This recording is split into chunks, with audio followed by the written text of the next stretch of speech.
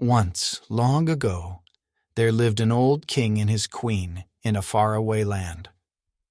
Their son, a prince, found little interest in the idea of becoming a king in the future. With the king's health growing worse and worse by the day, the queen's heart was heavy with worry for her son. In need of a solution, she went to ask for help from a mysterious magician. The magician, a man of few words, asked her about the prince's greatest love. "Horses," the queen said. "He lives and breathes for them." Upon hearing this, the magician created a plan and told the queen to walk with the prince into the palace gardens the next afternoon. When the sun was high in the sky the following day, the queen, together with the prince and his royal helpers, walked through the green gardens. Near the gates, something magical was waiting. A beautiful white horse, its coat glowing like moonlight, held in place by an old man. The prince, hypnotized by the sight of this lovely creature, said not a word, but quickly walked right up to the horse. The old man, with a wise little smile, offered a test. "Ride the horse first, Your Highness. Then we can talk about a price." The prince, excited by the challenge, jumped up on the horse. In an instant, the horse began to quickly gallop, carrying the prince away from the castle grounds. Together they went, through the surrounding farmlands and up into the mountains, where they crossed into an unknown land.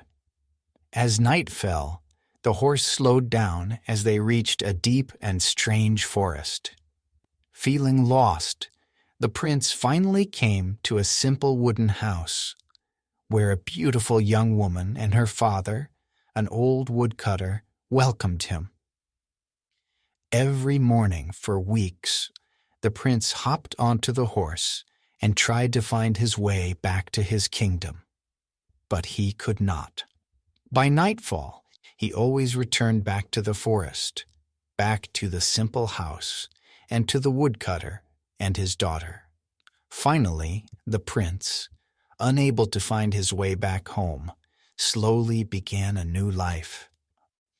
He learned the art of woodcutting from the old man, as he felt his old life as a prince was like a fading dream.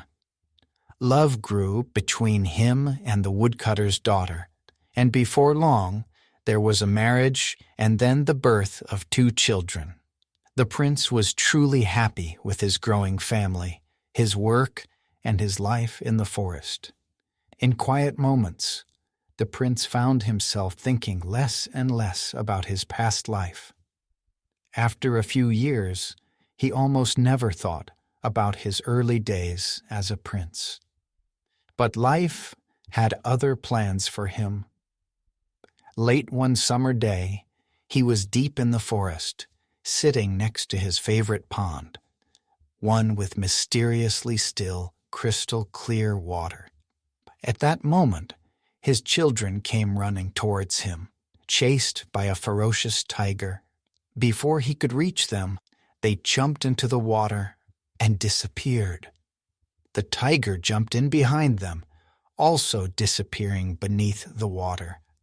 Then his wife came running, and her father after her, followed by the magical horse. All 3 of them, without stopping, jumped straight into the pond and disappeared.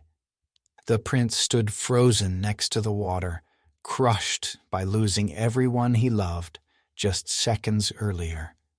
He could not breathe. He felt that his world had truly ended. Overcome by such terrible sadness, the prince's legs grew weak and he fell down to the ground. Just then, he felt a gentle touch. Raising his tear-streaked face, he looked around and saw that he was back in the palace gardens. He was surrounded by his mother and the old man, and the royal helpers. The prince's tearful eyes met his mother's happy face. She told him that when he touched the horse, he quickly fell to the ground, lying there as if he was asleep. But then he woke up only 3 minutes later, with tears in his eyes. Yet the prince could not believe this. "No, this simply cannot be. It was not minutes, but years.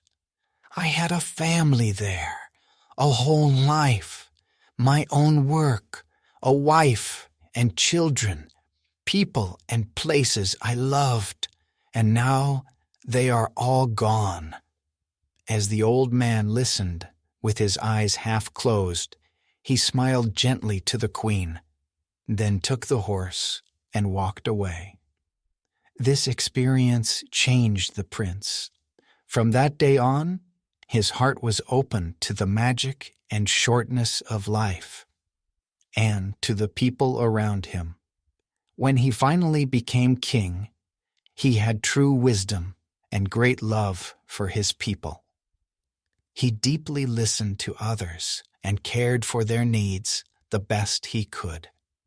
And so it was that the story of the prince who lived a lifetime in only minutes turned into a legend whispered from person to person for thousands of years, ever since that afternoon.